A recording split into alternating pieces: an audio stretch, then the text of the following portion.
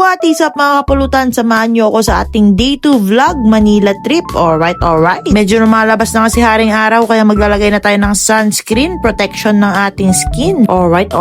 Di muna ako gagawa ng pulutan ha. Mamamasyal muna ako at titiim ng iba't ibang pagkain. Sama natin ng mga batang gala ng LU. Alright.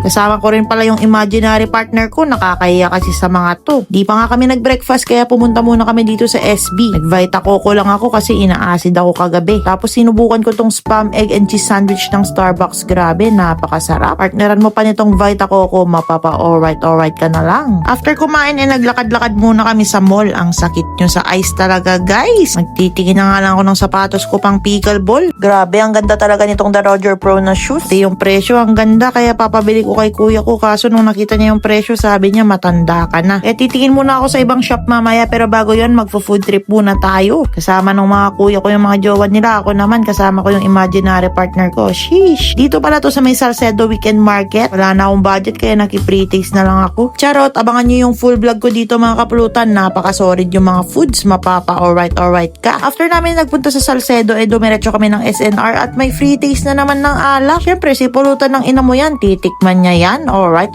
Masarap din tong pinatikim nila sa atin. Manamis, medyo creamy. Kaya bago ako mahilo, nag-shopping na ako. Alright. After nun, dumiretso kami dito sa Bonifacio High Street sa may portal. At hanggang dito ba naman, grabe kayo talaga ha. Bahala kayo dyan, magtitikin na lang ako ng sapatos ko pang pickleball bukas. Dadayo kasi kami sa may The Pickle Spot Makati. Kaya naghahanap ako ng magandang pickleball shoes para naman makita nila ang galing ng mga taga-LU mag-pickleball. Sheesh, alright. Kaso ang gaganda ng mga sapatos, di ako makapili. Kaya yung favorite color na yung pinili ko tong white para ma-partner ko sa lahat. Alright. Grabe, ang ganda oh. Pati yung kapit niya, ang ganda rin. O diba, kahit walang partner, may new shoes naman ako. Kaya huyo kayo sa akin. Alright.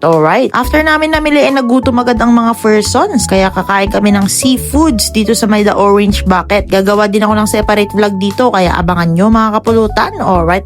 Shoutout pala kay attorney Ate Ali. Happy birthday. Ito naman, di pa kumanta. Focus na focus sa food. And after namin kumain, umuwi na kami. Walking distance lang naman yung kondo. Kaso biglang umulan. O ayan, buti nga sa inyo. Buti pa ako, walang hinaharangan yung ulo. Si holding hands.